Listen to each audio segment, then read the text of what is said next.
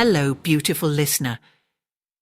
In a world where appearances are trusted too easily, a single detail out of place exposes a deception so subtle, only a rare kind of mind could ever notice it. Are you that kind of mind?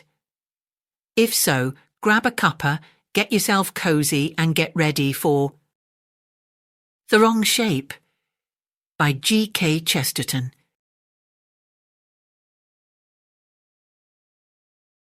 Certain of the great roads going north out of London continue far into the country, a sort of attenuated and interrupted spectre of a street, with great gaps in the building, but preserving the line. Here will be a group of shops, followed by a fenced field or paddock, and then a famous public house, and then perhaps a market garden or a nursery garden, and then one large private house, and then another field, and another inn, and so on. If anyone walks along one of these roads, he will pass a house which will probably catch his eye, though he may not be able to explain its attraction. It is a long, low house, running parallel with the road, painted mostly white and pale green, with a veranda and sunblinds and porches capped with those quaint sort of cupolas like wooden umbrellas that one sees in some old-fashioned houses. In fact, it is an old-fashioned house, very English and very suburban in the good old wealthy Clapham sense. And yet the house has a look of having been built chiefly for the hot weather. Looking at its white paint and sunblinds, one thinks vaguely of puggarees and even of palm trees. I cannot trace the feeling to its root. Perhaps the place was built by an Anglo-Indian. Anyone passing this house, I say, would be namelessly fascinated by it, would feel that it was a place about which some story was to be told. And he would have been right, as you shall shortly hear. For this is the story of the strange things that did really happen in it in the Whitsuntide of the year 18. Anyone passing the house on the Thursday before Whitsunday at about 4:30 p.m.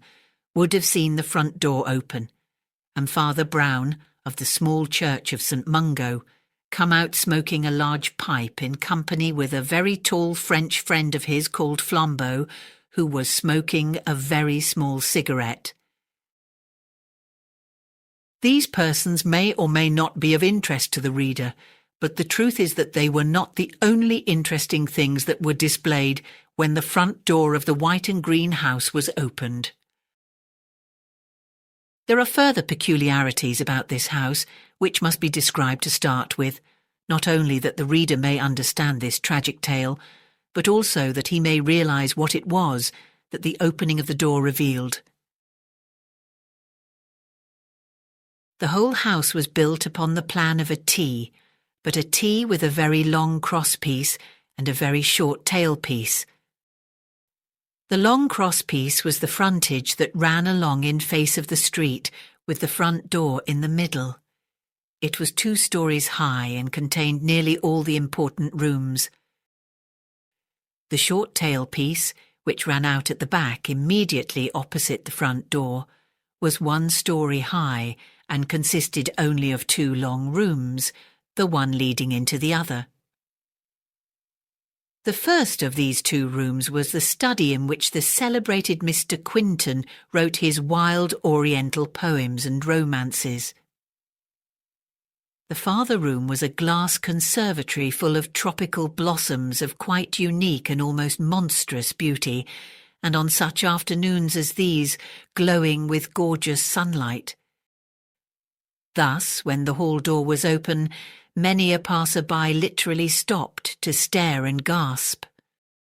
For he looked down a perspective of rich apartments to something really like a transformation scene in a fairy play, purple clouds and golden suns, and crimson stars that were at once scorchingly vivid and yet transparent and far away. Leonard Quinton, the poet, had himself most carefully arranged this effect, and it is doubtful whether he so perfectly expressed his personality in any of his poems.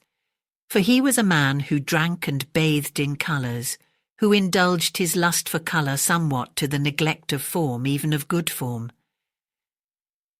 This it was that had turned his genius so wholly to Eastern art and imagery, to those bewildering carpets or blinding embroideries in which all the colours seem fallen into a fortunate chaos, having nothing to typify or to teach. He had attempted, not perhaps with complete artistic success, but with acknowledged imagination and invention, to compose epics and love stories reflecting the riot of violent and even cruel colour, tales of tropical heavens of burning gold or blood-red copper, of Eastern heroes who rode with 12 turbaned mitres upon elephants painted purple or peacock green, of gigantic jewels that 100 people could not carry, but which burned with ancient and strange-hued fires. In short, to put the matter from the more common point of view, he dealt much in Eastern heavens, rather worse than most Western hells. In Eastern monarchs, whom we might possibly call maniacs, and in Eastern jewels which a Bond Street jeweller, if the 100 staggering people brought them into his shop, might possibly not regard as genuine. Quinton was a genius, if a morbid one, and even his morbidity appeared more in his life than in his work. In temperament he was weak and waspish, and his health had suffered heavily from Oriental experiments with opium.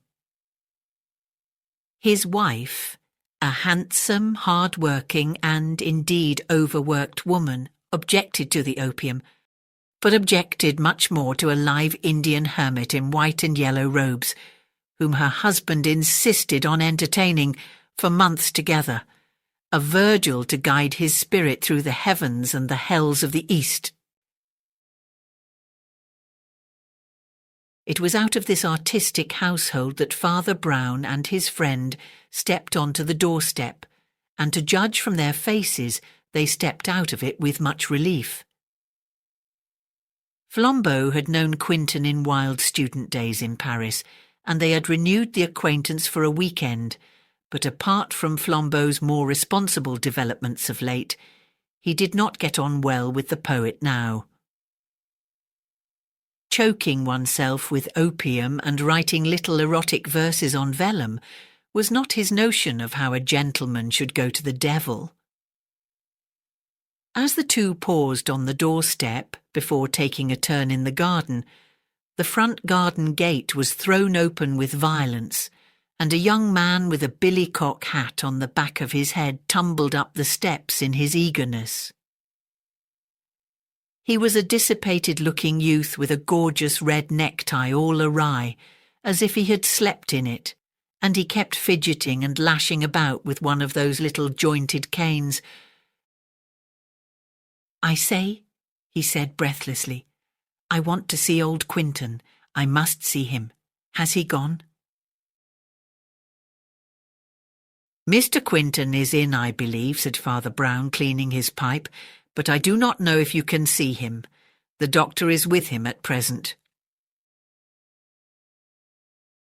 The young man, who seemed not to be perfectly sober, stumbled into the hall, and at the same moment the doctor came out of Quinton's study, shutting the door and beginning to put on his gloves. "See Mr. Quinton?" said the doctor coolly. "No, I'm afraid you can't. In fact, you mustn't on any account. Nobody must see him. I've just given him his sleeping draught." "No, but look here, old chap," said the youth in the red tie, trying affectionately to capture the doctor by the lapels of his coat. "Look here, I'm simply sewn up, I tell you. "It's no good, Mr. Atkinson," said the doctor, forcing him to fall back.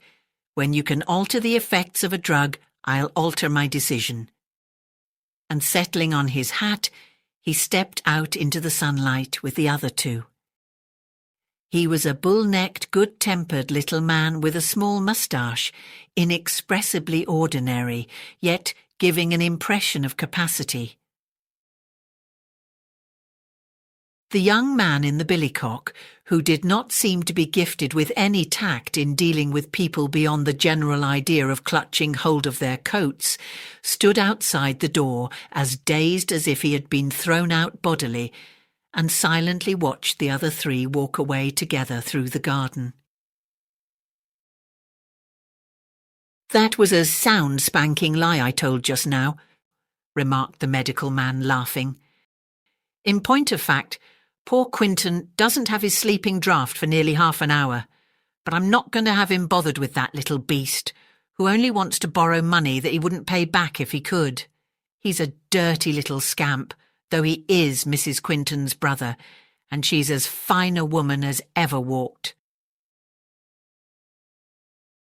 "Yes," said Father Brown, "she's a good woman." "So I propose to hang about the garden till the creature has cleared off," went on the doctor, "and then I'll go into Quinton with the medicine.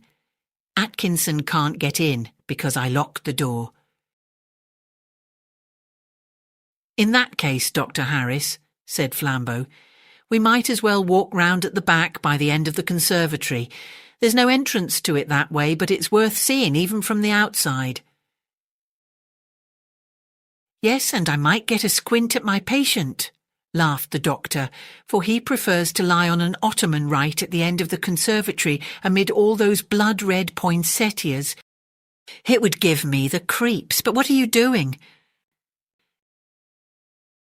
Father Brown had stopped for a moment and picked up out of the long grass, where it had almost been wholly hidden, a queer, crooked oriental knife inlaid exquisitely in coloured stones and metals. "What is this?" asked Father Brown, regarding it with some disfavour. "Oh, Quinton's, I suppose," said Dr. Harris carelessly. "He has all sorts of Chinese knick-knacks about the place. Or perhaps it belongs to that mild Hindu of his whom he keeps on a string."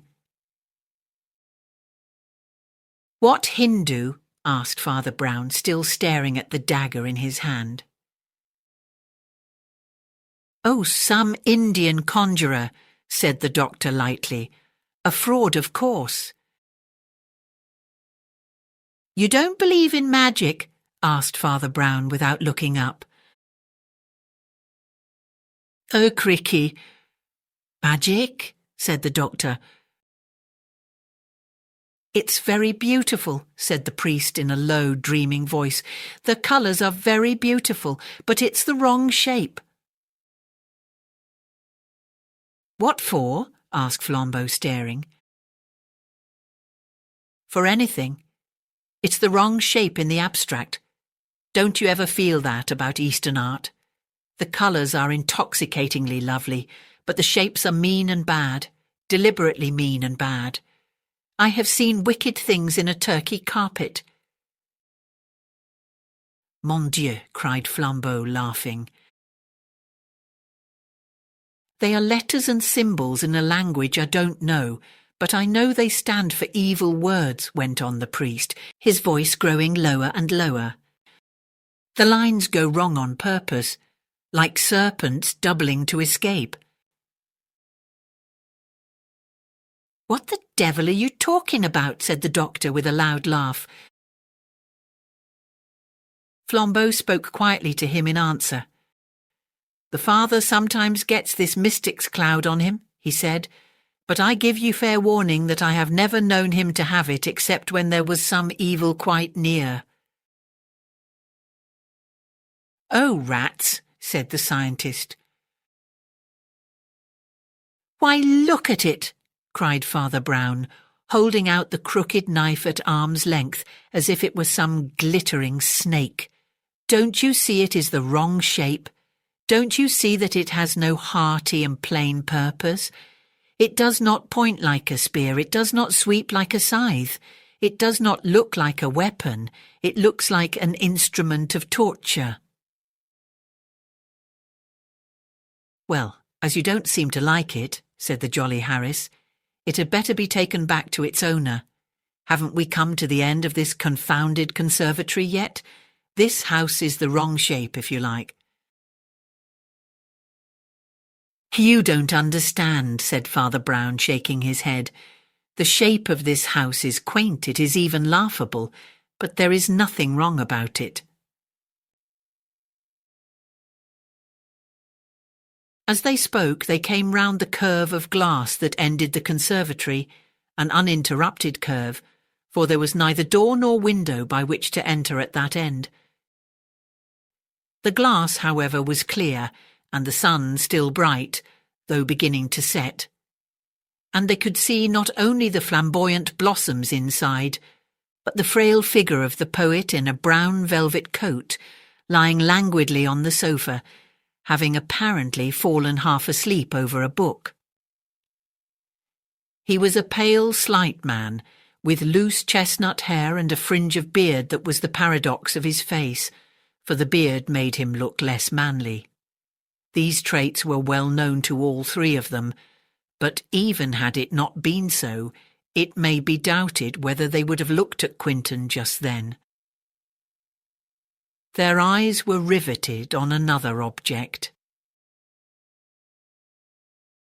Exactly in their path, immediately outside the round end of the glass building, was standing a tall man, whose drapery fell to his feet in faultless white, and whose bare brown skull, face and neck gleamed in the setting sun like splendid bronze. He was looking through the glass at the sleeper, and he was more motionless than a mountain. "Who is that?" cried Father Brown, stepping back with a hissing intake of his breath. "Oh, it is only that Hindu humbug," growled Harris, "but I don't know what the deuce he's doing here." "It looks like hypnotism," said Flambeau, biting his black moustache. "Why are you unmedical fellows always talking bosh about hypnotism?" cried the doctor. "It looks a deal more like burglary." "Well, we will speak to it at any rate," said Flambeau, who was always for action. One long stride took him to the place where the Indian stood. Bowing from his great height, which overtopped even the Orientals, he said with placid impudence, "Good evening, sir. Do you want anything?" Quite slowly, like a great ship turning into a harbour, the great yellow face turned and looked at last over its white shoulder. They were startled to see that its eyelids were quite sealed, as in sleep. "Thank you," said the face in excellent English. "I want nothing." Then, half opening the lids so as to show a slit of opalescent eyeball, he repeated, "I want nothing." Then he opened his eyes wide with a startling stare, said, "I want nothing," and went rustling away into the rapidly darkening garden. "The Christian is more modest," muttered Father Brown. "He wants something." "What on earth was he doing?" asked Flambeau, knitting his black brows and lowering his voice. "I should like to talk to you later," said Father Brown. The sunlight was still a reality, but it was the red light of evening, and the bulk of the garden trees and bushes grew blacker and blacker against it. They turned round the end of the conservatory and walked in silence down the other side to get round to the front door. As they went, they seemed to wake something, as one startles a bird in the deeper corner between the study and the main building. And again they saw the white-robed fakir slide out of the shadow and slip round towards the front door. To their surprise, however, he had not been alone. They found themselves abruptly pulled up and forced to banish their bewilderment by the appearance of Mrs. Quinton, with her heavy golden hair and square pale face, advancing on them out of the twilight. She looked a little stern, but was entirely courteous. "Good evening, Dr. Harris," was all she said. "Good evening, Mrs. Quinton," said the little doctor heartily. "I'm just going to give your husband his sleeping draught." "Yes," she said in a clear voice, "I think it is quite time." And she smiled at them and went sweeping into the house. "That woman's overdriven," said Father Brown. "That's the kind of woman that does her duty for 20 years and then does something dreadful." The little doctor looked at him for the first time with an eye of interest. "Did you ever study medicine?" he asked. "You have to know something of the mind as well as the body," answered the priest. "We have to know something of the body as well as the mind." "Well," said the doctor, "I think I'll go and give Quinton his stuff." They had turned the corner of the front facade and were approaching the front doorway.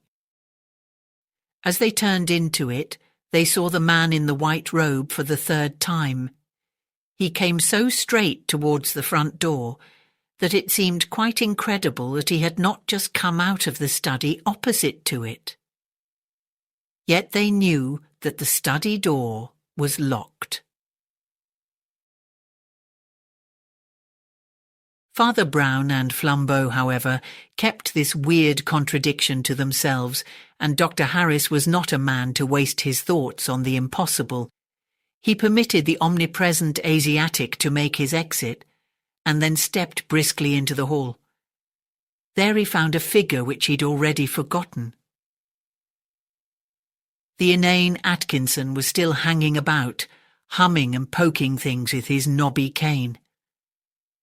The doctor's face had a spasm of disgust and decision, and he whispered rapidly to his companion, "I must lock the door again, or this rat will get in, but I shall be out again in 2 minutes." He rapidly unlocked the door and locked it again behind him, just balking a blundering charge from the young man in the billycock. The young man threw himself impatiently on a hall chair. Flambeau looked at a Persian illumination on the wall. Father Brown, who seemed in a sort of daze, dully eyed the door. In about 4 minutes the door was opened again. Atkinson was quicker this time. He sprang forward, held the door open for an instant and called out, "Oh, I say, Quinton, I want—" From the other end of the study came the clear voice of Quinton in something between a yawn and a yell of weary laughter. "Oh, I know what you want. Take it and leave me in peace. I'm writing a song about peacocks." Before the door closed, half a sovereign came flying through the aperture, and Atkinson, stumbling forward, caught it with singular dexterity. "So that's settled," said the doctor, and locking the door savagely, he led the way out into the garden. "Poor Leonard can get a little peace now," he added to Father Brown. "He's locked in all by himself for an hour or 2. "Yes," answered the priest, and his voice sounded jolly enough when we left him. Then he looked gravely round the garden and saw the loose figure of Atkinson standing and jingling the half-sovereign in his pocket, and beyond, in the purple twilight, the figure of the Indian sitting bolt upright upon a bank of grass, with his face turned towards the setting sun. Then he said abruptly, "Where is Mrs. Quinton?" "She has gone up to her room," said the doctor. "That is her shadow on the blind." Father Brown looked up and frowningly scrutinized a dark outline at the gas-lit window. "Yes," he said, "that is her shadow." And he walked a yard or 2 and threw himself upon a garden seat. Flambeau sat down beside him, but the doctor was one of those energetic people who live naturally on their legs. He walked away smoking into the twilight, and the two friends were left together. "My father," said Flambeau in French, "what is the matter with you?" Father Brown was silent and motionless for half a minute. Then he said, "Superstition is irreligious, but there is something in the air of this place. I think it's that Indian, at least partly." He sank into silence and watched the distant outline of the Indian, who still sat rigid as if in prayer. At first sight he seemed motionless, but as Father Brown watched him, he saw that the man swayed ever so slightly with a rhythmic movement, just as the dark treetops swayed ever so slightly in the wind that was creeping up the dim garden paths and shuffling the fallen leaves a little. The landscape was growing rapidly dark, as if for a storm, but they could still see all the figures in their various places. Atkinson was leaning against a tree with a listless face. Quinton's wife was still at her window. The doctor had gone strolling round the end of the conservatory. They could see his cigar like a will-o'-the-wisp, and the fakir still sat rigid and yet rocking, while the trees above him began to rock and almost to roar. Storm was certainly coming. "When that Indian spoke to us," went on Brown in a conversational undertone, "I had a sort of vision, a vision of him and all his universe, yet he only said the same thing 3 times. When first he said, 'I want nothing,' it meant only that he was impenetrable, that Asia does not give itself away. Then he said again, 'I want nothing.' And I knew that he meant that he was sufficient to himself, like a cosmos, that he needed no God, neither admitted any sins. And when he said the 3rd time, 'I want nothing,' he said it with blazing eyes. And I knew that he meant literally what he said, that nothing was his desire and his home, that he was weary for nothing as for wine, that annihilation, the mere destruction of everything or anything." 2 drops of rain fell, and for some reason Flambeau started and looked up as if they had stung him. And the same instant the doctor down by the end of the conservatory began running towards them, calling out something as he ran. As he came among them like a bombshell, the restless Atkinson happened to be taking a turn nearer to the house front, and the doctor clutched him by the collar in a convulsive grip. "Foul play!" he cried. "What have you been doing to him, you dog?" The priest had sprung erect and had the voice of steel of a soldier in command. "No fighting," he cried coolly. "We are enough to hold anyone we want to. What is the matter, doctor?" "Things are not right with Quinton," said the doctor, quite white. "I could just see him through the glass, and I don't like the way he's lying. It's not as I left him, anyhow." "Let us go in to him," said Father Brown shortly. "You can leave Mr. Atkinson alone. I have had him in sight since we heard Quinton's voice." "I will stop here and watch him," said Flambeau hurriedly. "You go in and see." The doctor and the priest flew to the study door, unlocked it, and fell into the room. In doing so, they nearly fell over the large mahogany table in the centre at which the poet usually wrote, for the place was lit only by a small fire kept for the invalid. In the middle of this table lay a single sheet of paper, evidently left there on purpose. The doctor snatched it up, glanced at it, handed it to Father Brown, and crying, "Good God, look at that!" plunged toward the glass room beyond, where the terrible tropic flowers still seemed to keep a crimson memory of the sunset. Father Brown read the words 3 times before he put down the paper. The words were, "I die by my own hand, yet I die murdered." They were in the quite inimitable, not to say illegible, handwriting of Leonard Quinton. Then Father Brown, still keeping the paper in his hand, strode towards the conservatory, only to meet his medical friend coming back with a face of assurance and collapse. "He's done it," said Harris. They went together through the gorgeous, unnatural beauty of cactus and azalea and found Leonard Quinton, poet and romancer, with his head hanging downward off his ottoman and his red curls sweeping the ground. Into his left side was thrust the queer dagger that they had picked up in the garden, and his limp hand still rested on the hilt. Outside the storm had come at one stride, like the night in Coleridge, and garden and glass roof were darkened with driving rain. Father Brown seemed to be studying the paper more than the corpse. He held it close to his eyes and seemed trying to read it in the twilight. Then he held it up against the faint light, and, as he did so, lightning stared at them for an instant so white that the paper looked black against it.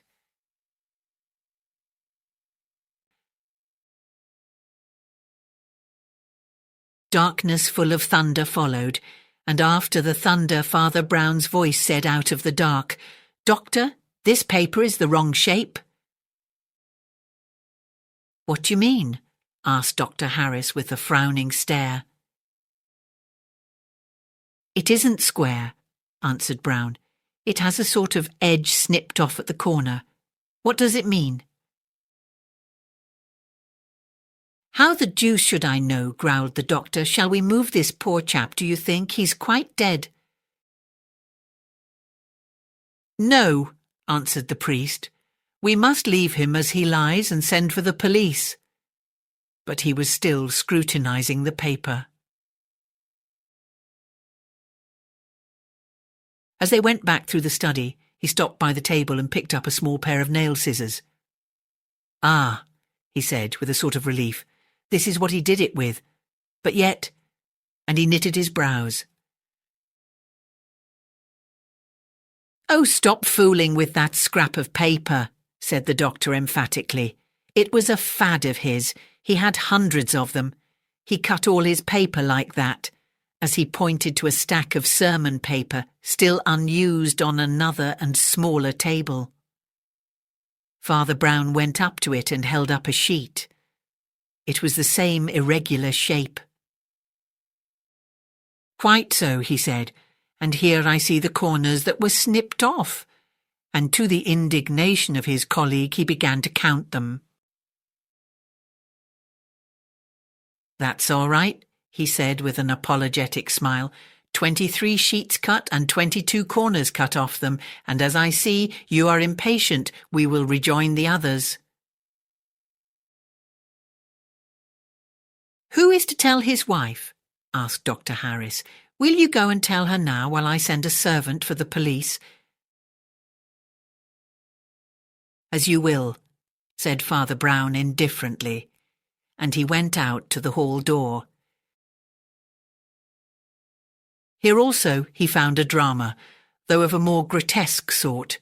It showed nothing less than his big friend Flambeau, in an attitude to which he had long been unaccustomed, while upon the pathway at the bottom of the steps was sprawling with his boots in the air, the amiable Atkinson, his billycock hat and walking cane sent flying in opposite directions along the path. Atkinson had at length wearied of Flambeau's almost paternal custody, and had endeavoured to knock him down, which was by no means a smooth game to play with the roi des Apaches, even after that monarch's abdication. Flambeau was about to leap upon his enemy and secure him once more, when the priest patted him easily on the shoulder. "Make it up with Mr. Atkinson, my friend," he said. "Beg a mutual pardon and say good night. We need not detain him any longer." Then, as Atkinson rose somewhat doubtfully and gathered his hat and stick, and went towards the garden gate, Father Brown said in a more serious voice, "Where is the Indian chap?" They all three, for the doctor had joined them, turned involuntarily towards the dim grassy bank, amid the tossing trees purple with twilight, where they had last seen the man saying his prayers. The Indian man was gone. "Confound him!" cried the doctor, stamping furiously. "Now I know that it was him that did it." "I thought you didn't believe in magic," said Father Brown quietly. "No more I did," said the doctor, rolling his eyes. "I only know that I loathed that devil when I thought he was a sham wizard, and I shall loathe him more if I come to think he was a real one." "Well, his having escaped is nothing," said Flambeau, "for we could have proved nothing and done nothing against him. One hardly goes to the parish constable with a story of suicide imposed by witchcraft or auto-suggestion." Meanwhile, Father Brown had made his way into the house and now went to break the news to the wife of the dead man. When he came out again, he looked a little pale and tragic, but what passed between them in that interview was never known, even when all was known. Flambeau, who was talking quietly with the doctor, was surprised to see his friend reappear so soon at his elbow, but Brown took no notice and merely drew the doctor apart. "You have sent for the police, haven't you?" he asked. "Yes," answered Harris. "They ought to be here in 10 minutes. "Will you do me a favour?" said the priest quietly. "The truth is, I make a collection of these curious stories, which often contain, as in the case of our Hindu friend, elements which can hardly be put into a police report. Now I want you to write out a report of this case for my private use." "Yours is a clever trade," he said, looking the doctor gravely and steadily in the face. "I sometimes think that you know some details of this matter which you have not thought fit to mention. Mine is a confidential trade like yours, and I will treat anything you write for me in strict confidence, but write the whole." The doctor, who had been listening thoughtfully with his head a little on one side, looked the priest in the face for an instant and said, "All right," and went into the study, closing the door behind him. "Flambeau," said Father Brown, "there is a long seat there under the veranda where we can smoke out of the rain. You are my only friend in the world, and I want to talk to you, or perhaps be silent with you." They established themselves comfortably in the veranda seat. Father Brown, against his common habit, accepted a good cigar and smoked it steadily in silence, while the rain shrieked and rattled on the roof of the veranda. "My friend," he said at length, "this is a very queer case. A very queer case." "I should think it was," said Flambeau with something like a shudder. "You call it queer, and I call it queer," said the other, "and yet we mean quite opposite things. The modern mind always mixes up two different ideas, mystery in the sense of what is marvellous, and mystery in the sense of what is complicated, and is half its difficulty about miracles. A miracle is startling, but it is simple. It is simple because it is a miracle. It is power coming directly from God or the devil, instead of indirectly through nature or human wills. Now, you mean that this business is marvellous because it is miraculous, because it is witchcraft worked by a wicked man. Understand? I do not say that it was not spiritual or diabolic. Heaven and hell only know by what surrounding influences strange sins come into the lives of men. But for the present, my point is this. If it was pure magic, as you think, then it is marvellous. But it is not mysterious. That is, it is not complicated. The quality of a miracle is mysterious, but its manner is simple. Now, the manner of this business has been the reverse of simple. The storm that had slackened for a little seemed to be swelling again, and there came heavy movements, as of faint thunder. Father Brown let fall the ash of his cigar and went on. There has been in this incident, he said, a twisted, ugly, complex quality that does not belong to the straight bolts either of heaven or hell. As one knows the crooked track of a snail, I know the crooked track of a man. The white lightning opened its enormous eye in one wink. The sky shut up again, and the priest went on.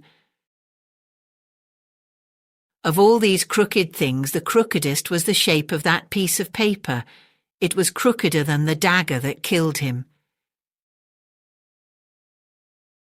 You mean the paper on which Quinton confessed his suicide, said Flambeau. I mean the paper on which Quinton wrote, I die by my own hand, answered Father Brown. The shape of that paper, my friend, was the wrong shape if ever I have seen it in this wicked world. It only had a corner snipped off, said Flambeau, and I understand that all Quinton's paper was cut that way. It was a very odd way, said the other, and a very bad way, to my taste and fancy. Look here, Flambeau, this Quinton, God receive his soul, was perhaps a bit of a cur in some ways, but he really was an artist with the pencil as well as the pen. His handwriting, though hard to read, was bold and beautiful. I can't prove what I say. I can't prove anything. But I tell you with the full force of conviction that he could never have cut that mean little piece off a sheet of paper. If he had wanted to cut down paper for some purpose of fitting in or binding up or what not, he would have made quite a different slash with the scissors. Do you remember the shape? It was a mean shape, it was a wrong shape. Like this. Don't you remember? And he waved his burning cigar before him in the darkness, making irregular squares so rapidly that Flambeau really seemed to see them as fiery hieroglyphics upon the darkness, hieroglyphics such as his friend had spoken of, which are undecipherable, yet can have no good meaning. But, said Flambeau, as the priest put his cigar in his mouth again and leaned back, staring at the roof, suppose somebody else did use the scissors. Why should somebody else, cutting pieces off his sermon paper, make Quinton commit suicide? Father Brown was still leaning back and staring at the roof, but he took his cigar out of his mouth and said, Quinton never did commit suicide. Flambeau stared at him. Why, confound it all, he cried. Then why did he confess to suicide? The priest leant forward again, settled his elbows on his knees, looked at the ground, and said, in a low, distinct voice, he never did confess to suicide. Flambeau laid his cigar down. You mean, he said, that the writing was forged? No, said Father Brown, Quinton wrote it all right. Well, there you are, said the aggravated Flambeau. Quinton wrote, I die by my own hand, with his own hand on a plain piece of paper. Of the wrong shape, said the priest calmly. "Oh, the shape be damned," cried Flambeau. "What has the shape to do with it?" "There were 23 snipped papers," resumed Brown unmoved, "and only 22 pieces snipped off. Therefore one of the pieces had been destroyed, probably that from the written paper. Does that suggest anything to you?" A light dawned on Flambeau's face, and he said, "There was something else written by Quinton, some other words. They will tell you I die by my own hand, or do not believe that."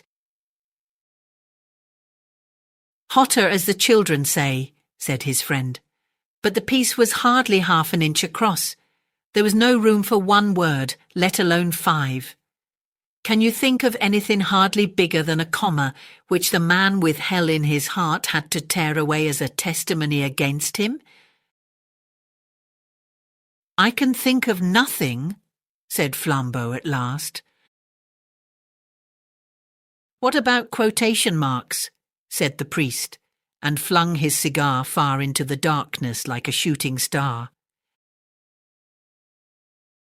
All words had left the other man's mouth, and Father Brown said, like one going back to fundamentals,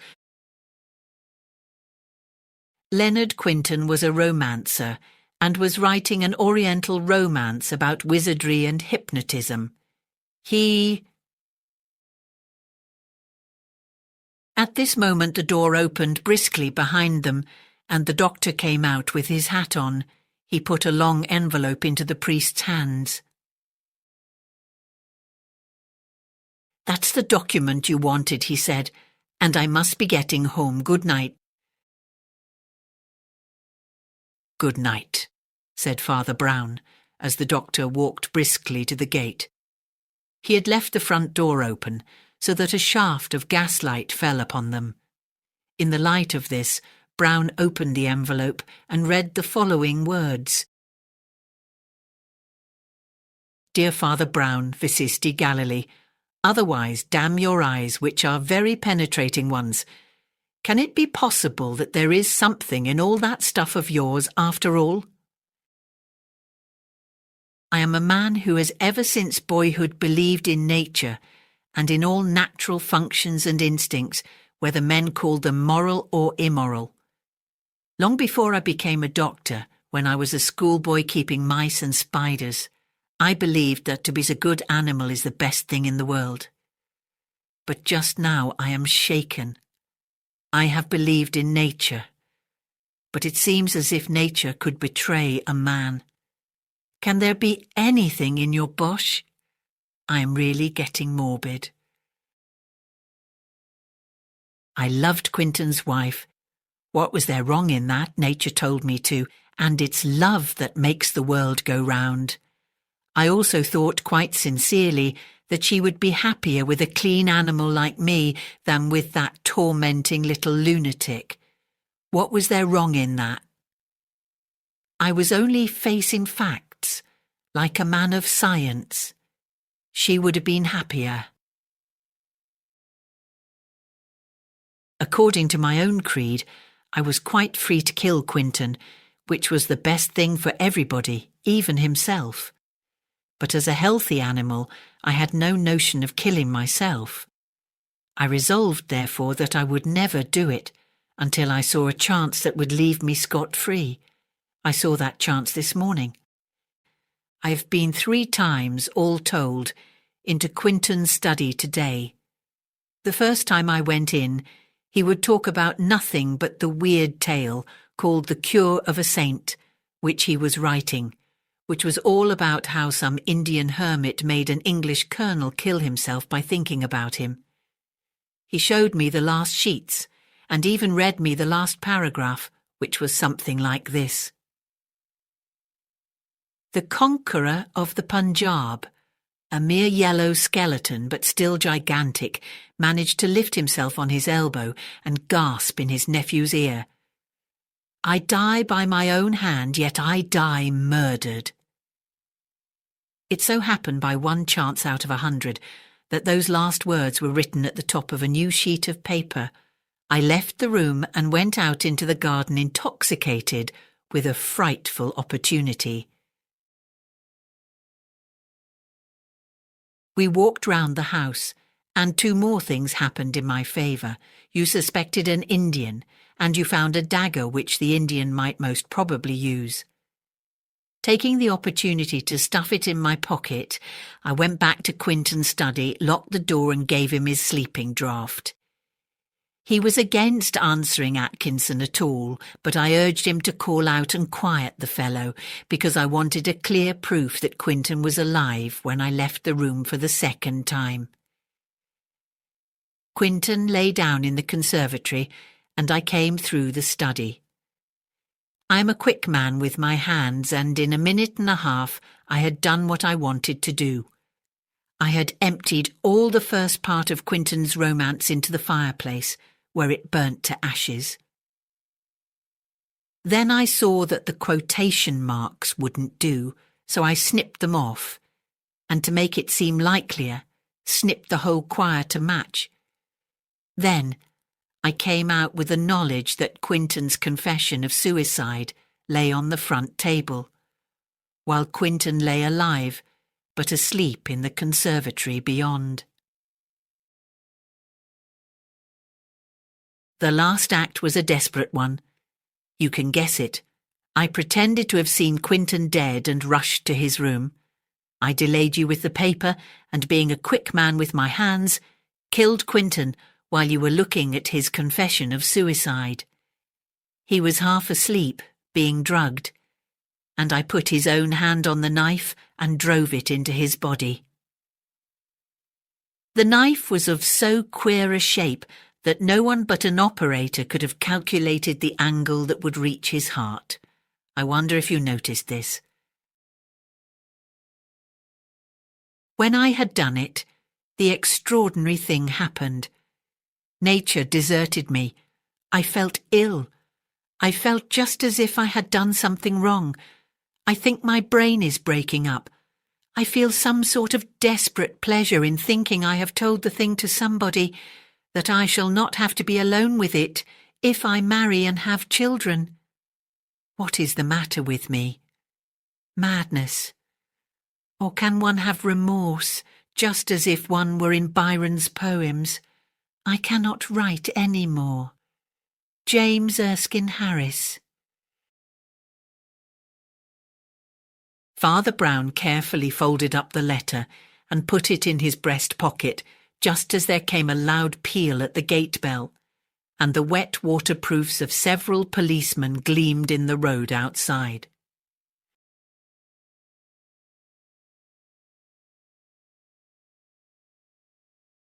Thank you for listening. Did you guess who the murderer was?